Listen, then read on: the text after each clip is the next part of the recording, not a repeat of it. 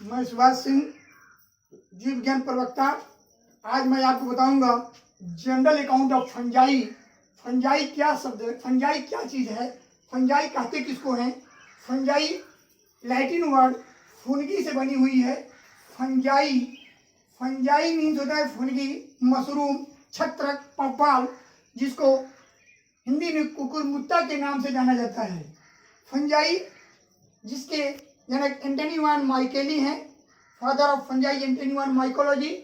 Fungi कुकुरमुत्ता की general account क्या है। फंजाई एक धागे के समान संरचना, थाइलॉइड स्ट्रक्चर, थ्रेड लाइक स्ट्रक्चर से बनती है।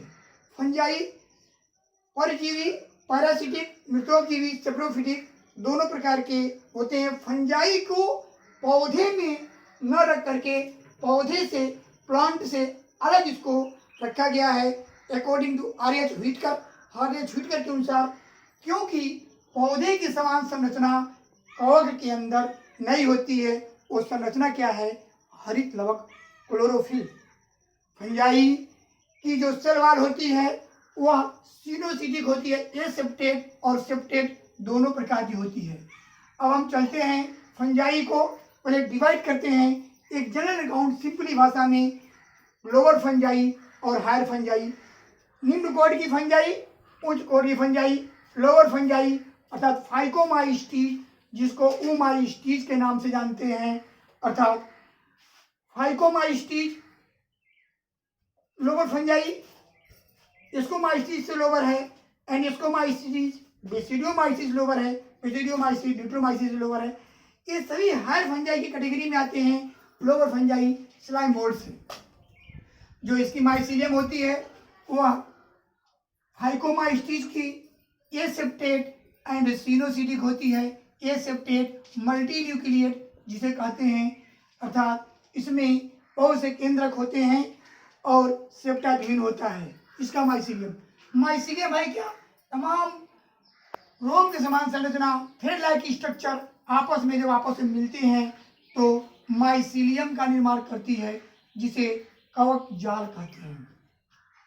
इसमें केंद्रक होते हैं, यूनिन्यूक्लिएट भी हो सकते हैं और मल्टी न्यूक्लिएट भी हो सकते हैं, एसेप्टेट भी हो सकते हैं, सेप्टेट भी हो सकते हैं। फंजाई कॉस्मोपॉलिटन होती है, सर्वव्यापी होती है, मोस्टली ग्रोइंग मॉइस्ट प्लेस या नम वाले स्थानों पर उगती है। फंजाई में रिप्रोडक्शन एसेक्सुअल और सेक्सुअल दोनों विधियों के द्वारा होता है। अब हम चलते हैं हायर फंजाई की तरफ। हायर फंजाई को चार क्लास में बांटा गया है। फाइकोमाइस्टीज,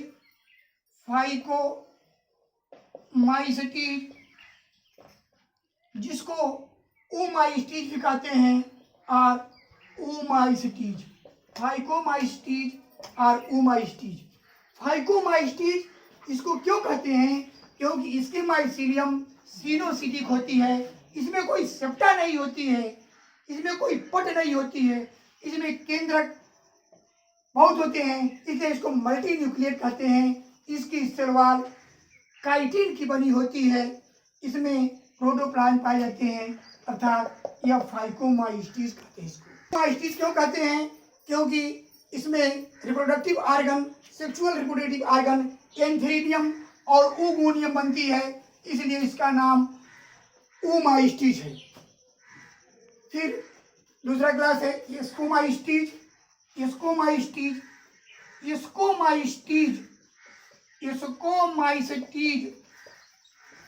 को सैक फंजाई कहते हैं, क्योंकि इसमें थैली के समान संरचना बनती है। थैली के समान संरचना, सैक लाइक स्ट्रक्चर, जिसके अंदर एस्कोस्पोर बनते हैं, अर्थात इसको सैक फंजाई के नाम से जाना जाता है। तीसरा क्लास ड्यूटेरोमाइस्टीज, DUTROMYCETES। ड्यूटेरोमाइस्टीज को फंजाई इम्परफेक्टाई कहते हैं, क्योंकि इसमें सेक्सुअल रिप्रोडक्शन, सेक्सुअलिटी बिल्कुल इनकम्प्लीट होती है, विकसित नहीं होती है, इसलिए इसको ड्यूटेरोमाइस्टीज कहा गया है। क्लास बेसिडियोमाइस्टीज जिसको सबसे हायर फंजाई कहा जाता है, जो चौथा क्लास है, बेसिडियोमाइसिटीज। यह एक हेट्रोसाइक्लिक अर्थात हेट्रोइसियस, जो अपना जीवन चक्र दो पोषक पर पूर्ण कर सके, इसे हेट्रोइसियस फंजाई के नाम से जानते हैं। हेट्रोइसियस मैक्रोसाइक्लिक, जिसमें स्पोर 5 बनते हैं, यूडोस्पोर, टिल्डोस्पोर, बैसिडियोस्पोर, पिग्निडियोस्पोर और एसियोस्पोर। यह एक ऐसी फंजाई है जो अपना जीवन चक्र 2 होस्ट पर पूरा करती है। क्लास बैसिडियोमाइसिस की फंजाई आस्ट्रेलागो या ग्रेन्युलोसाई पक्सिनिया एक ऐसी फंजाई है जिससे गेहूं पर रस्ट डिजीज उत्पन्न करती है। इस रस्ट डिजीज में 5 स्पोर बनते हैं, यूडोस्पोर, टिल्डोस्पोर, बैसिडियोस्पोर, पिग्निडियोस्पोर और एसियोस्पोर। इसमें यूडोस्पोर और टिल्डोस्पोर यह गेहूं की पत्ती और गेहूं की गांठ क्लूम में विकसित होती हैं, डेवलप होती हैं, जबकि बैसिडियोस्पोर, पिग्निडियोस्पोर और एसियोस्पोर, जिसमें से बैसिडियोस्पोर जमीन पर ग्रो करते हैं जब गेहूं कट जाता है। पिग्निडियोस्पोर और एसियोस्पोर बारबरी वल्गेरिस नामक पौधा जो हिमालय के रीजन में उगता है, वहाँ पर ये अपना जीवन चक्र पूरा करते हैं।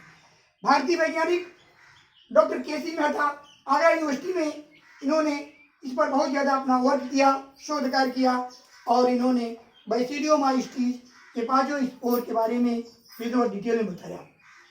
अब हम चलते हैं एक एक क्लास के फाइकोमाइसिटीज में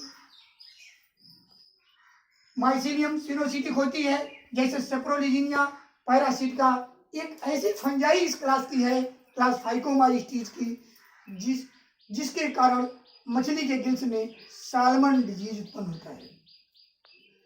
दूसरी फंजाई एलिबिगो, जो गेहूं की जो सरसों की पत्ती पर व्हाइट रस्ट उत्पन्न करती है, जिसके कारण सरसों की पत्ती में इस तरह से पास्टूल बनते हैं। सरसों की पत्ती इस तरह से पास्टूल सफ़ेद सफ़ेद बनते हैं, जिसको हम व्हाइट रस्ट कहते हैं, जो एल्बिगो कैंडिडा जो उत्पन्न होता है। तीसरा है क्लास एस्कोमाइसिटीज, जिसको साइड फंजाई कहते हैं, जिसमें शुगर फंजाई जिसे कहते हैं। इसमें ईस्ट एक महत्वपूर्ण फंजाई है, जिसका उपयोग हम फर्मेंटेशन में करते हैं। ईस्ट की 3 प्रजातियां विशेषता रिपोर्टेड हैं, सकारोमाइसिस सीरीविसी, सकारोमाइसिस ऑक्टोस्पोरस, सकारोमाइसिस लुडोविगी। ईस्ट में बडिंग की क्रिया होती है विशेषतर, जिससे इसके सेल्स आगे की तरफ बढ़ते रहते हैं, तमाम ग्रो करके नए नए आउटग्रो बनते हैं और इसकी संख्या बढ़ती रहती है।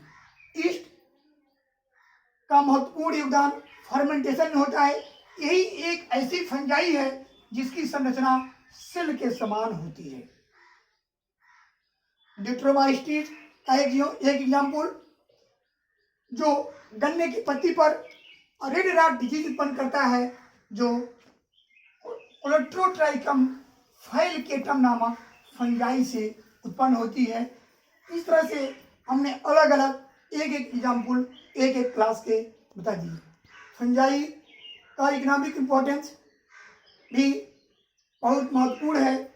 फंजाई का इकोनॉमिक इम्पोर्टेंस विशेषतः इंडस्ट्रियल में, बेकिंग में अर्थात बेकरी उद्योग में भी करते हैं। फंजाई को मशरूम के रूप में हम भोज्य पदार्थ के रूप में, सब्जी के रूप में प्रयोग करते हैं। फंजाई का उपयोग इकोनॉमिक दृष्टिकोण से अगर हम देखें तो अलेक्जेंडर फ्लेमिंग सर्वप्रथम पेंसिलियम नोटेटम नामक फंगस से पेंसिलिन नामक प्रतिजैवी एंटीबायोटिक को प्राप्त किया था।